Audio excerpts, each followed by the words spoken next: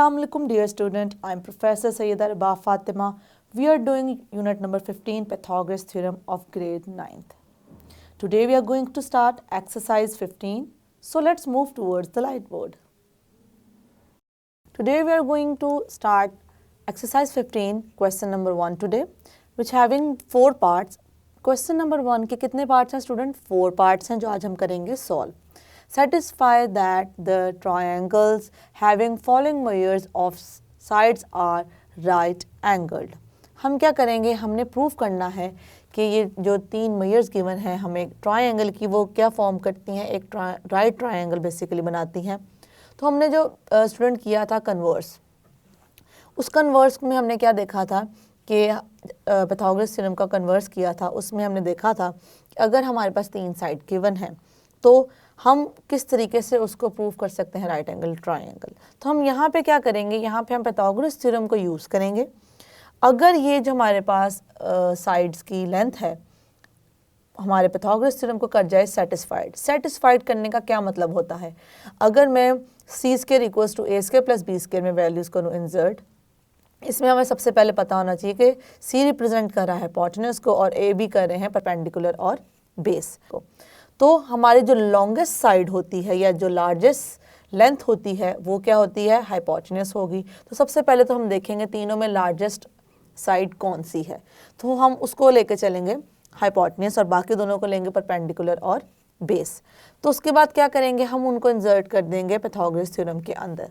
अगर हमारी दोनों साइड आ जाएं इक्वल, राइट हैंड साइड और लेफ्ट हैंड साइड दोनों हों इक्वल हों, तो क्या करेंगे स्टूडेंट, हम तब करेंगे कि हम इस चीज़ को कंक्लूड कर लेंगे कि हमारे जो पॉइंट्स हैं वो क्या फॉर्म करते हैं, वो फॉर्म करते हैं राइट एंगल ट्रायंगल. तो हम अपने क्वेश्चन को स्टार्ट करते हैं. क्वेश्चन नंबर 1 है स्टूडेंट, जिसमें हमारे पास ए की वैल्यू क्या है 5, बी की है 12 एंड सी की वैल्यू है 13. तो हम यहाँ पे उसको राइट करेंगे.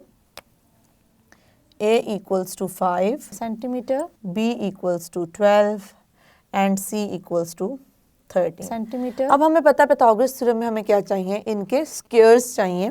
तो हमें इनके स्क्वायर्स भी पता होना चाहिए. तो हम इसके साथ साथ इनके राइट कर लेंगे स्क्वायर्स को. तो वो इनके हम आगे ही मेंशन कर देते हैं इस तरीके से, या अगर हम इस तरीके से मेंशन करना चाहें तो भी कोई फ़र्क नहीं पड़ता. This is a square, then a square becomes 25 centimetre. Square एक आ गई हमारे पास. उसके बाद इसी तरीके से हम देखेंगे बी को. B is 12, so B square becomes, we know that 12 square is basically 144 centimetre square. और उसके बाद हम राइट करेंगे सी की वैल्यू को. सी क्या है स्टूडेंट, हमारे पास यहाँ पे 13 है and we know that C square is basically square of 13 and 13 square is 169. तो ये हमारे पास आ गई सी स्क्वायर भी.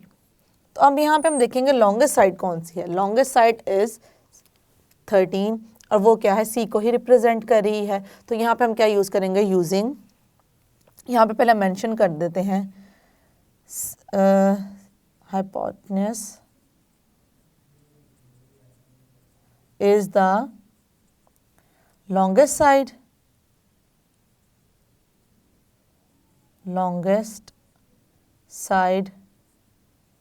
that is C, जो कि हमारे पास यहाँ पे क्या है, C ही है. तो हम करेंगे पाइथागोरस थ्योरम को using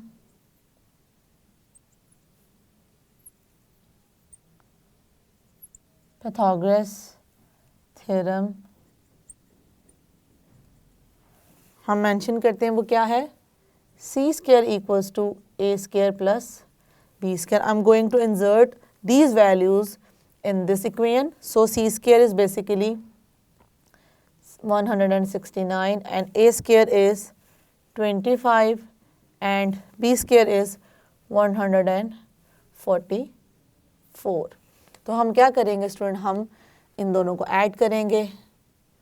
5 + 4 is 9, 2 + 4 is 6 and 1 will remain as 166 and 166. दोनों साइड क्या आ गई हमारे पास, इक्वल. तो यहाँ से हमें क्या होता है, ये करती हैं सेटिस्फाइड। क्या करती हैं स्टूडेंट? सेटिस्फाइड। ये जो 3 पॉइंट्स हैं ये सेटिस्फाइड करते हैं हमारे क्वेश्चन को, और यहाँ पे इसको हम करेंगे mention. Satisfied so given measures are form a right angle. Satisfied, तो हम यहाँ पे क्या राइट करेंगे? कंक्लूजन। सो गिवन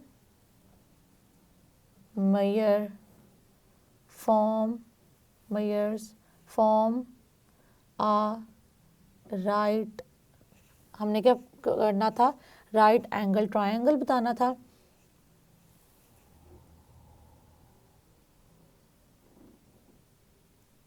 लग रहा है मैंने क्वेश्चन पूरा नहीं लिखा। राइट एंगल, ठीक है ठीक है ठीक है ठीक है। राइट एंगल्ड ट्रायंगल, और हम इसको क्या कह सकते हैं स्टूडेंट? राइट एंगल ट्रायंगल कहते हैं, और हम सिर्फ राइट ट्रायंगल भी कह सकते हैं।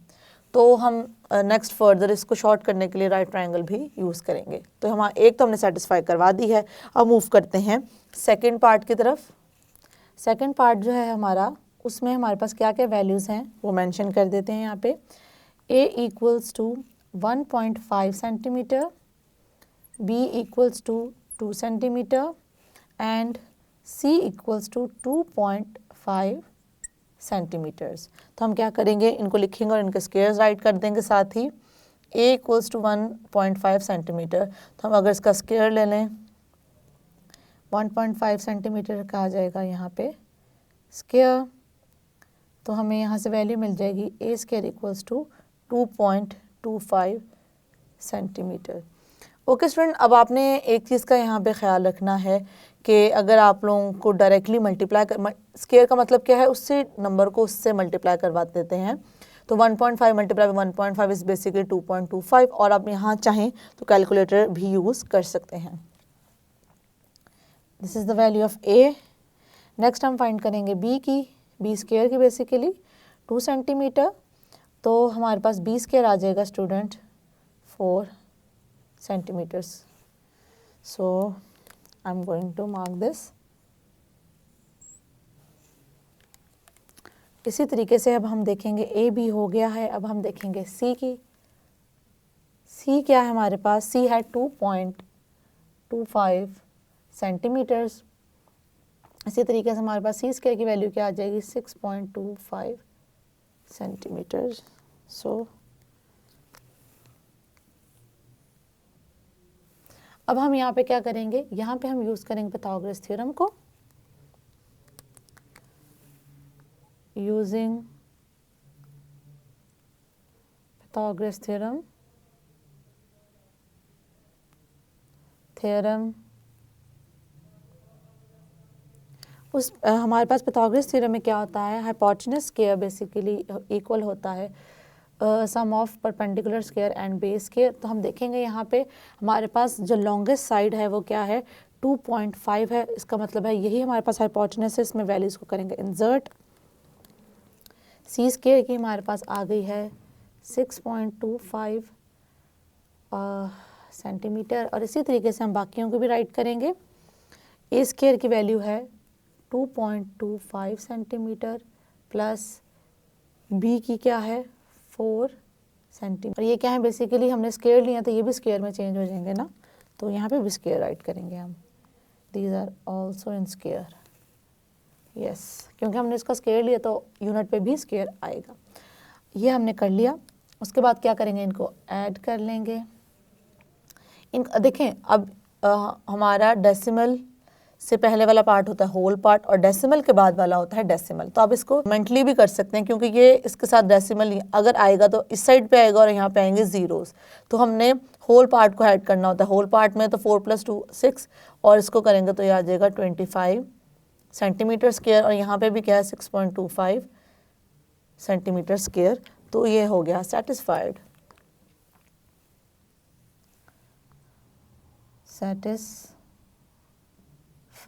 और यहाँ पे हम वही स्टेटमेंट लिख देंगे। So the given measures form a right angle triangle या right triangle. So the given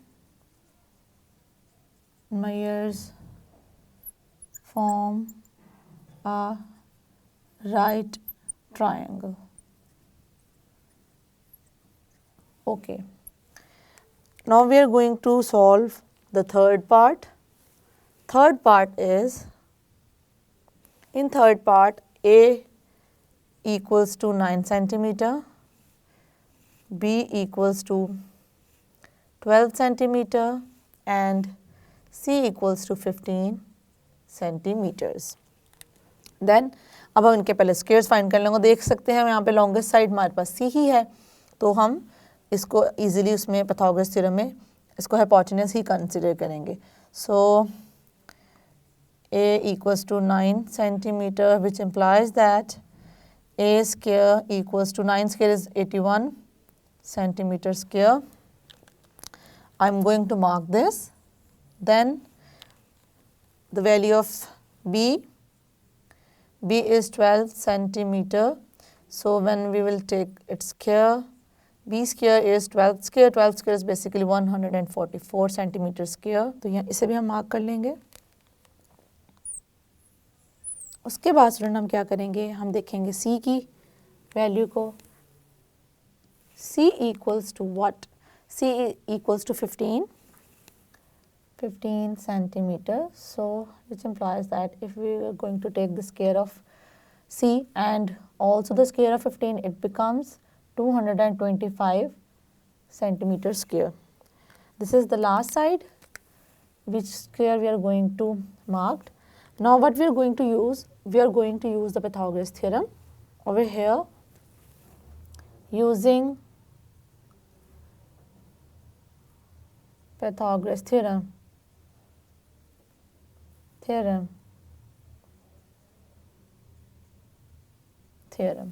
Okay, वो क्या है? C square equals to A square plus B square. Now I'm going to insert the values over here.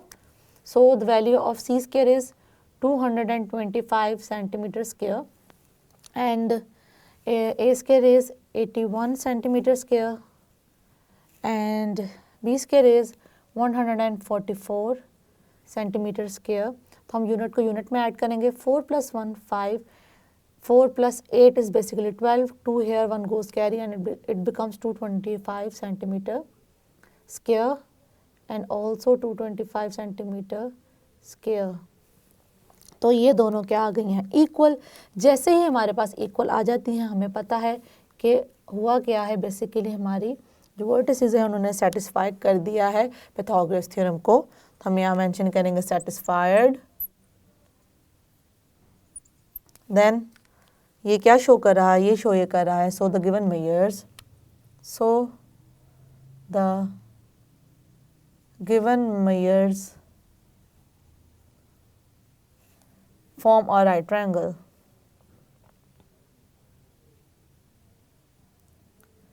Right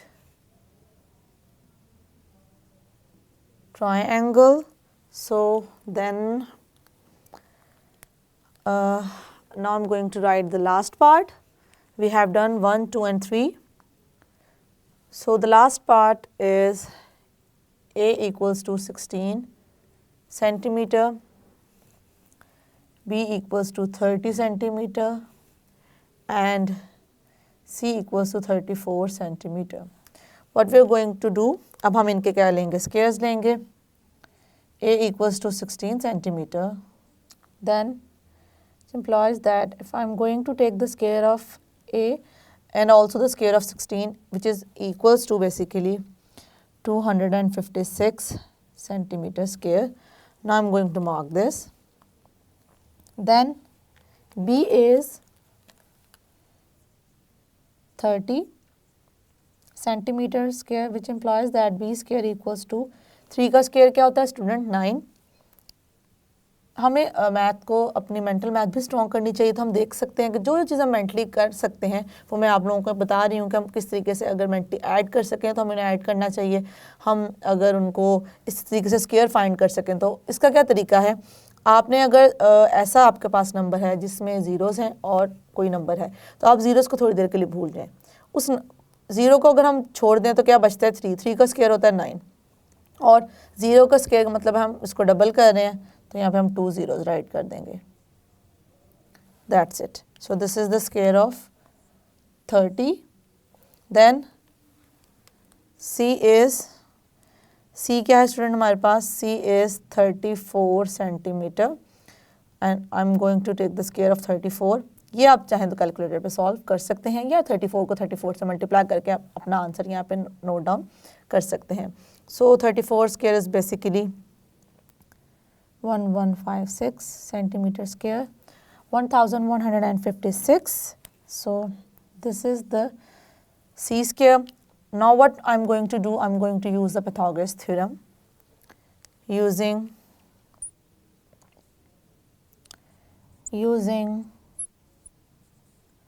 Pythagoras theorem,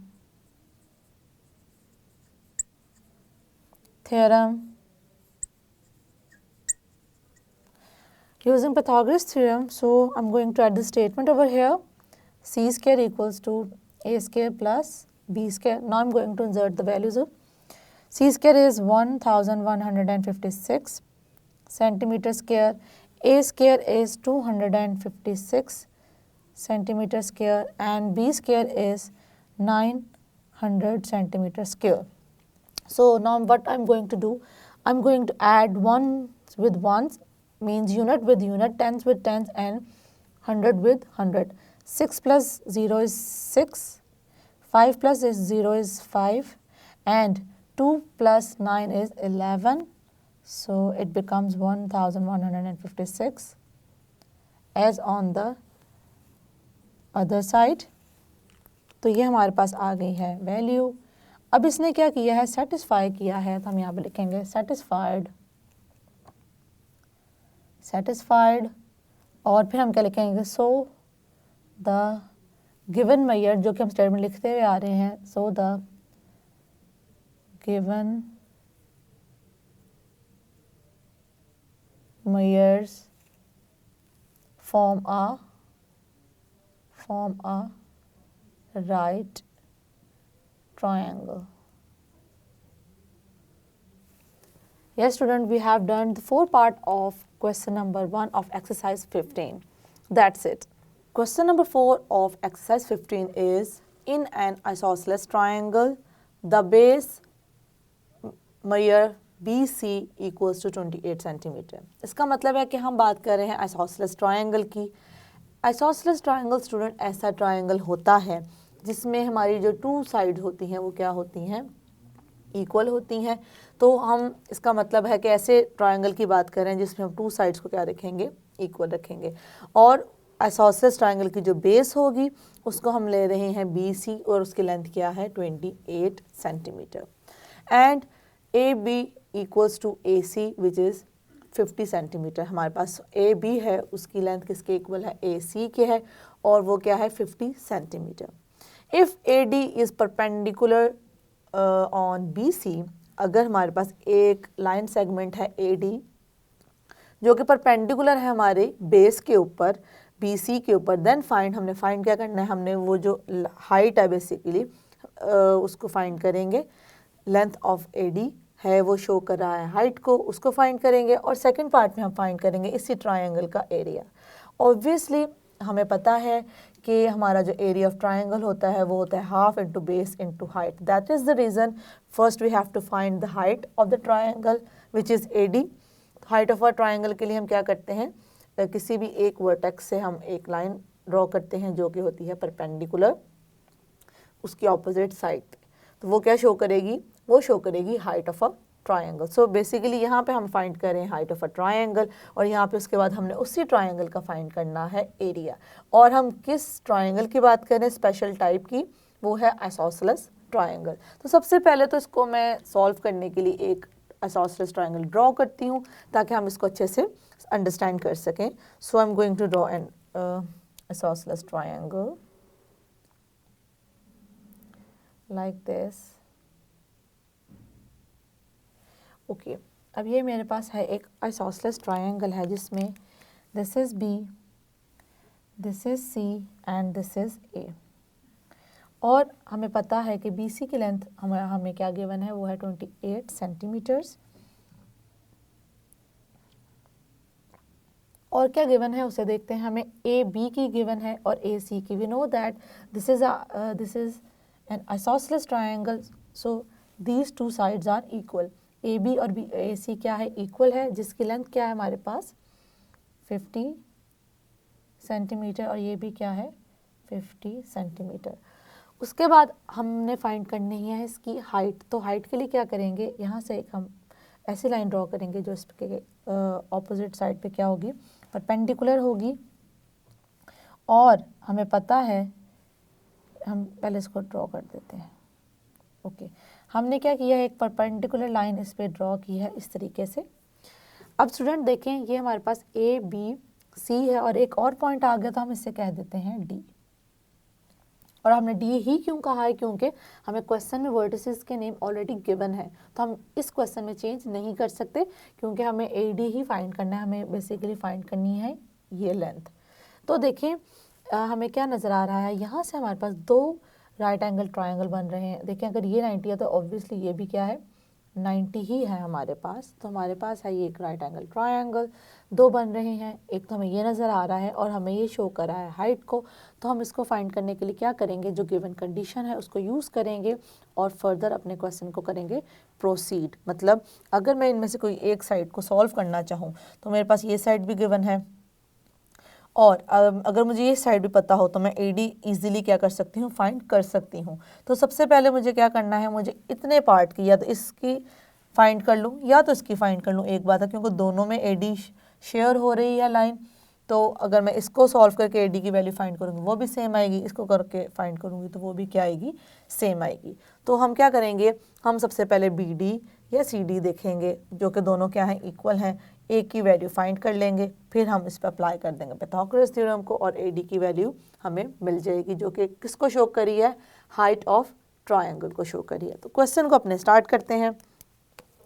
so given क्या है, AD is perpendicular, AD perpendicular on BC। AD क्या है, BC पे perpendicular है। सो एक तो perpendicular है, okay, ये हमें गिवन है, और दूसरा में ये गिवन है कि ये दोनों लेंथ भी क्या हैं, इक्वल हैं। तो इससे हमें क्या पता चलता है, मैयर BD इज इक्वल्स टू मैयर CD। इससे हमें ये पता चलता है ये और ये क्या हैं, दोनों सेम लेंथ्स हैं। तो इसका मतलब है कि अगर ये पूरी है मेरे पास BC को अगर हाफ कर दूं तो BD या CD दोनों में से जिसकी भी मैं बात करना चाहूँ, दोनों ही इक्वल हैं।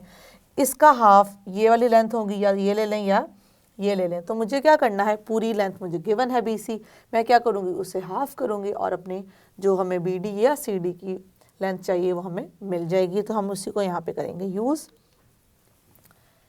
हाफ ऑफ, कौन सी हम ले रहे हैं, पूरी लेंगे BC को। हाफ ऑफ BC स्टूडेंट हमारे पास क्या आ जाएगा, अब BC की वैल्यू क्या है, BC की वैल्यू है हमारे पास 28, तो दिस इज 28।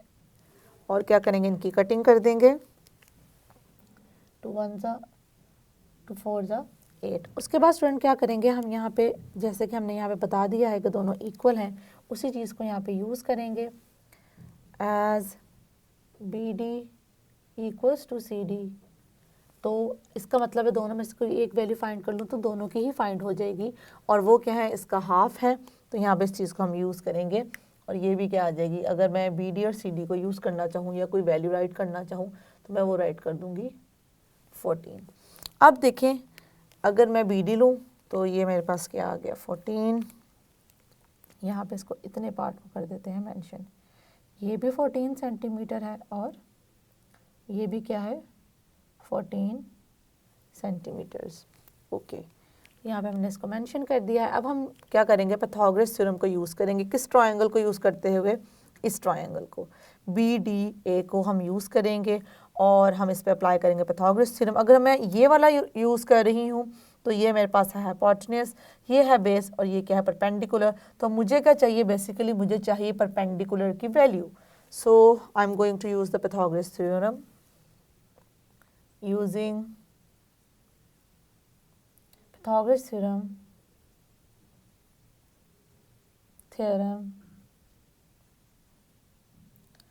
तो इसके अकॉर्डिंगली क्या होगा, ये लेंथ आ जाएगी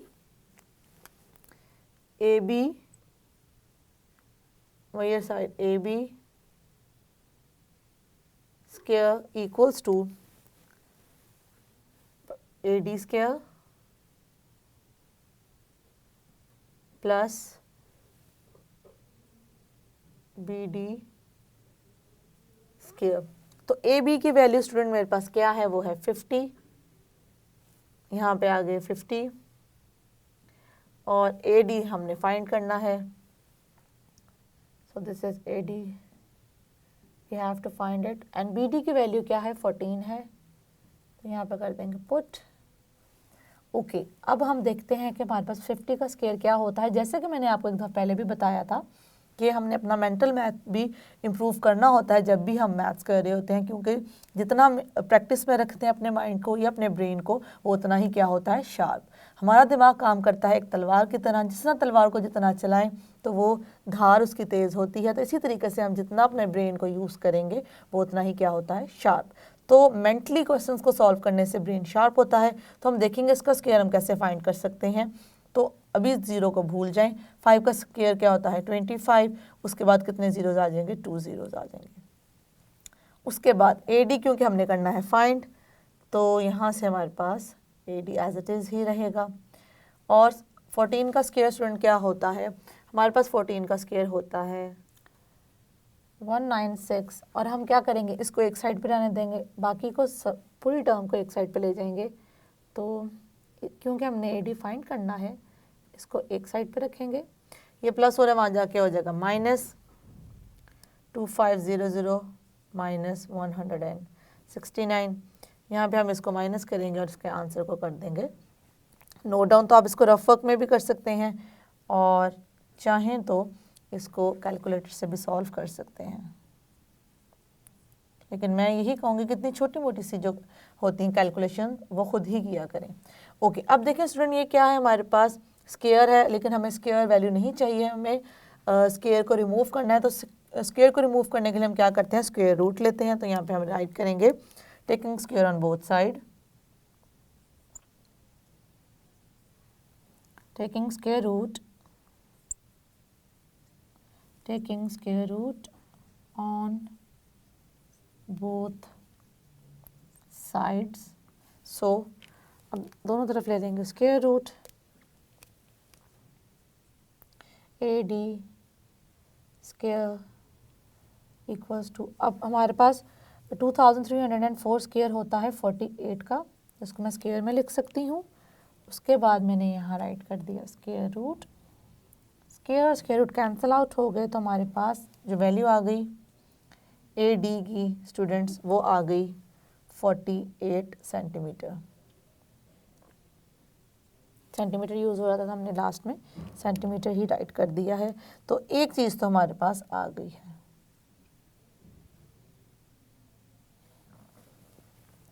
वन में जो हमने फाइंड करना था वो तो आ गया है। अब हम चलते हैं 2 की तरफ। सो ये हम कर रहे थे 1, अब हम चलते हैं 2 की तरफ।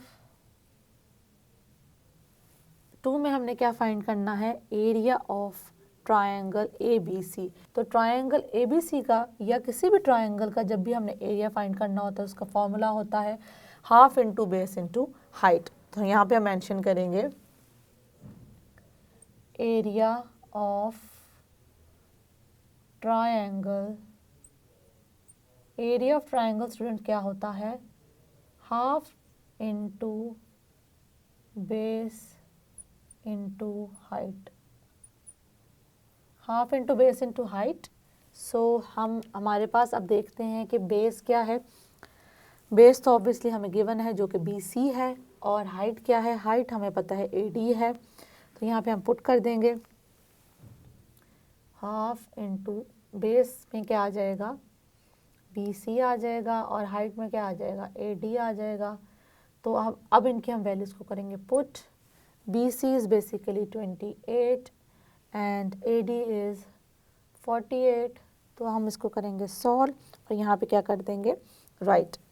सो यहाँ पे क्या आ जाएगा हमारे पास, अगर मैं इसको कैंसिल आउट कर दूँ किससे, टू टू ज़ा टू फोर ज़ा, तो ये आ गया 28 into 4. So I am going to write over here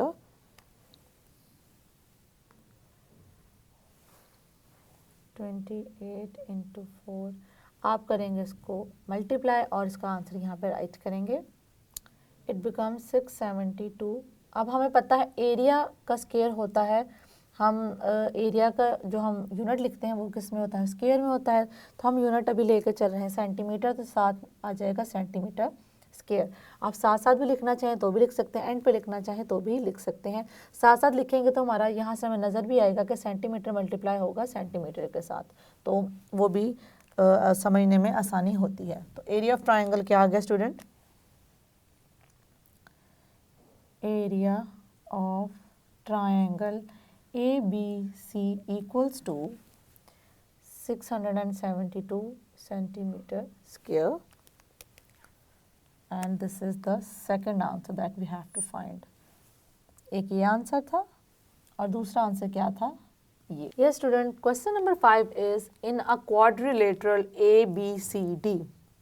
quadrilateral ऐसी क्लोज फिगर को कहते हैं जो बनती है 4 वर्टिसेस और 4 साइड से. तो हमारे पास डिफरेंट टाइप की कई क्वाड्रिलेटरल शेप्स हैं जो हम देखते भी हैं और हम उसको स्टडी भी करते हैं, जिस तरह के square, rectangle, parallelogram, trapezoid. Quadrilateral basically ऐसी फिगर को और मोर स्पेसिफिकली ऐसी क्लोज फिगर को कहते हैं जिसके क्या होते हैं 4 वर्टिसेस होते हैं और होते हैं 4 साइड्स. तो हमारे पास स्टूडेंट ऐसी बहुत सी शेप्स हैं जिनको हम स्टडी भी करते हैं और देखते हैं, जो होती हैं 4 साइडेड होती हैं. हम ऑब्वियसली उनके लेंथ की वजह से और उनके और प्रॉपर्टीज़ की वजह से उनके डिफरेंट नेम्स होते हैं. हम अभी नहीं जा रहे कि हम स्क्वायर, रेक्टेंगल, पैरेललोग्राम या किस शेप की स्पेसिफिकली बात कर रहे हैं, हम एक जनरली लेकर चल रहे हैं. हमें सिर्फ गिवन क्या है ये स्टूडेंट, तो हमारे पास वर्टिसेस हैं ABCD, वो किसके हैं, क्वाड्रिलेटरल के हैं. अब हमें गिवन क्या है, diagonals AC and BD are perpendicular to each other. मतलब गिवन ये है कि जो हमें पैरेललोग्राम गिवन है उसका जो डायगोनल है वो डायगोनल्स जो हैं वो क्या है, एक दूसरे के साथ परपेंडिकुलर है. परपेंडिकुलर का मतलब है 90 डिग्री का एंगल बनाते हैं. तो हमने प्रूफ क्या करना है, प्रूफ हमने करना है major side AB plus CD line segment square equals to AD square and BC square. So I am going to put the line segment sign over here. So हम ये यूज़ कर रहे होते हैं लाइन सेगमेंट को show करने के लिए. तो अब स्टूडेंट हमने क्या प्रूफ करना है, हमने इसको प्रूफ करना है. इसको प्रूफ करने के लिए सबसे पहले ड्रॉ करते हैं एक क्वाड्रिलेटरल और फिर आगे फर्दर इसको सॉल्व करते हैं. एक अगर मैं इस तरीके से क्वाड्रिलेटरल ड्रॉ करूं,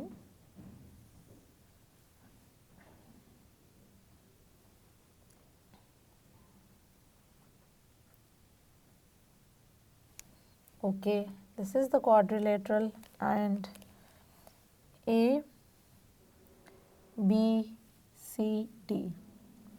उसके बाद हमें डायगोनल ड्रॉ करने AC डायगोनल ड्रॉ करना है लाइक दिस.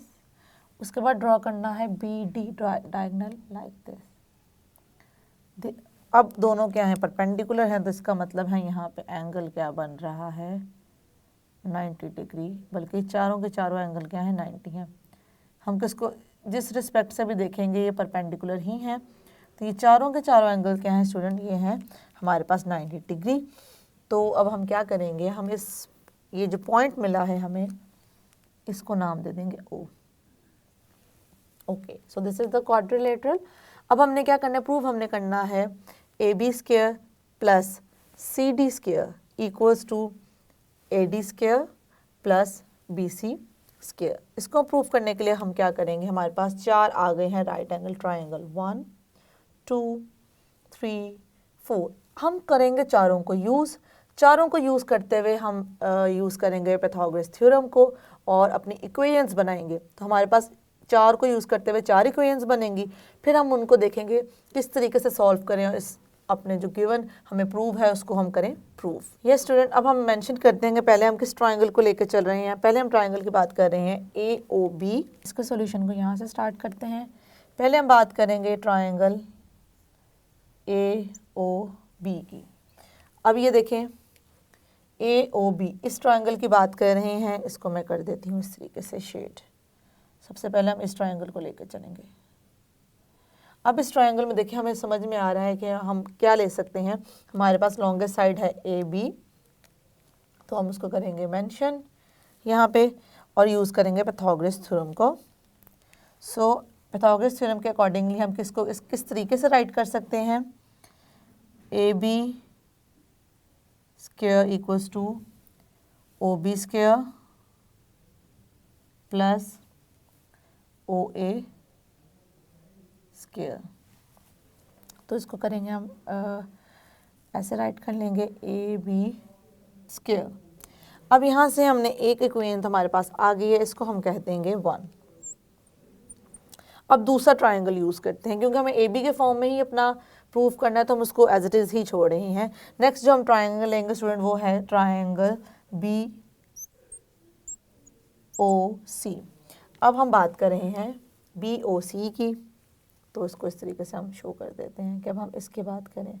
क्योंकि यहाँ पे भी 90 डिग्री का एक एंगल है, तो ये भी एक राइट एंगल ट्रायंगल है। तो हम यहाँ पे क्या करेंगे, यहाँ पे भी पाइथागोरस थ्योरम को यूज़ करेंगे और अपनी साइड्स को राइट करेंगे। तो यहाँ पे क्या आ जाएगा हमारे पास, BC स्क्वायर इक्वल्स टू, अब देखिए स्टूडेंट यहाँ से हम ले रहे हैं BC और मैंने क्या OB and OC, OB square plus OC square, इसको हम कह देंगे 2। इसके बाद हम थर्ड ट्रायंगल पे मूव करेंगे, वो आ जाएगा ट्रायंगल COD। अब ट्रायंगल स्टूडेंट COD में देखें, इसको हम कर देते हैं इस तरीके से शो। ओके, अब ट्रायंगल COD में हम अपना पाइथागोरस थ्योरम को ही यूज़ करेंगे और उसको करेंगे इस पे अप्लाई और राइट करेंगे डिफरेंट साइड्स को। तो यहाँ से आ जाएगा हमारे पास CD square equals to, CD square है जो हाइपोटेन्यूस है वो किसके इक्वल है, OC square plus OD square, इसको हम कह देंगे 3। हमारे पास थर्ड इक्वेशन आ गई। उसके बाद एक और इक्वेशन बनाएंगे जो कि लास्ट होगी ट्रायंगल। लास्ट ट्रायंगल हमारे पास स्टूडेंट कौन सा आ जाएगा, DOA। तो ये हमारे पास आ गया लास्ट ट्रायंगल जो कि क्या है, DOA है। इसको इस तरीके से हम कर देंगे मार्क, है ये भी डिफरेंट, तो I am going to mark this like this. ये दोनों सेम नहीं है बिल्कुल भी। अब हम क्या करने लगे हैं, अब हमने इसको यूज़ करते हुए अपना पाइथागोरस थ्योरम इस पर अप्लाई करना है और अपना राइट करना है आंसर। तो ये आ जाएगा AD square equals to OA square plus OD square. ये हमारे पास इस तरीके से लाइन सेगमेंट के साइंस आ जाएंगे like this. Okay, we have done with this. I'm going to named it as equation 4. अब हमारे पास equation 1, equation 2 और equation 4 आ चुकी हैं। अब हम इनको करेंगे simultaneously solve और अपना प्रूफ करेंगे जो कि हमें क्वेश्चन में कहा गया है। equation 1, 2, 3 and 4। अब हम इन्हें क्या करेंगे, ऐड करेंगे। एडिंग 1 एंड 3, 1 3 को ऐड करेंगे। हम ऐड क्यों करें, क्योंकि हमें नज़र आ रहा है हमारे प्रूफ में हमने क्या करना है, इन्हें ऐड ही करना है। तो ऐड करने से ही हमें अपना प्रूफ मिल जाएगा। तो 1 और 3 को इनको ऐड करते हैं। AB square plus CD square equals to OB plus OA, OB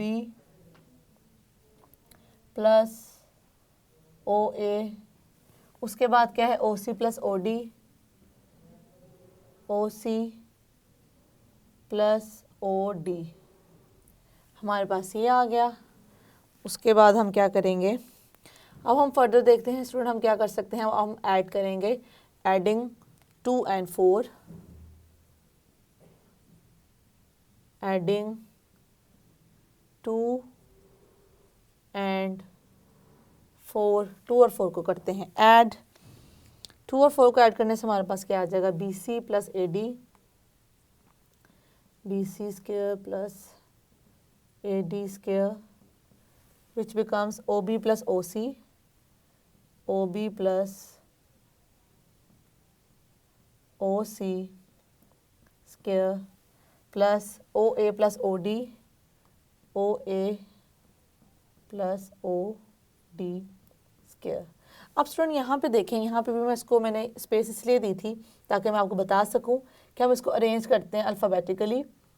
OA square plus OB square plus OC square plus OD square. और यहाँ से अगर हम चाहें तो इसको भी नाम दे सकते हैं, इसको मैं कह दूँ अगर 5,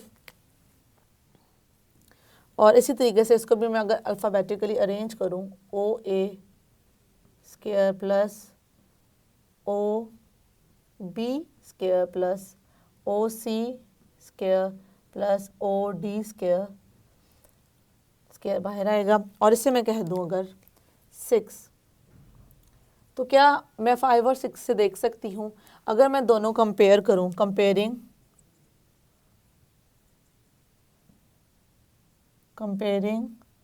5 and 6। Now we are going to compare equation 5 and equation 6। हम equation 5 और 6 को कंपेयर किस तरीके से कर रहे हैं, ये साइड और ये साइड दोनों में क्या है, कॉमन है, तो हम इन दोनों साइड को लिख देंगे कि ये कॉमन का मतलब है कि बेसिकली सेम है ना यहाँ पे, तो हम ये साइड इसके इक्वल है और यही साइड इसके इक्वल है और दोनों क्या है, सेम। तो अगर ये दोनों सेम है तो ये दोनों भी क्या होंगी, सेम, बेसिकली हम ले रहे हैं इक्वल। तो हम कह देंगे AB square plus CD square equals to BC square plus AD square. So both side going to be equal, तो हम यहाँ पे करेंगे mention AB square plus CD square equals to BC square plus AD square. अब हमने किस form में लिखना था, ये तो बिल्कुल उसी फॉर्म में, बस यहाँ पे AD पहले और BC बाद में, तो बिल्कुल वैसे लिख लेते हैं जैसे हमें चाहिए। हमें पता है 2 + 4 और 4 + 2 से फ़र्क नहीं पड़ता, तो एडिशन का साइन हो तो हम अरेंजमेंट चेंज कर सकते हैं। So it becomes like this and that's it, we have prove this. हमने इसे प्रूव कर दिया है कि दोनों क्या हैं, इक्वल हैं, proved. Yes student, today we have solved question number 1 of exercise 15। हमने डिफरेंट पार्ट्स देखे और देखा किस तरीके से हम पाइथागोरस थ्योरम को यहाँ पे पुट कर सकते हैं वैल्यूज़ को पाइथागोरस थ्योरम में, और देख सकते हैं कि वो सेटिस्फाई करती हैं या नहीं। See you in the next lecture, take care self, अल्लाह हाफिज़।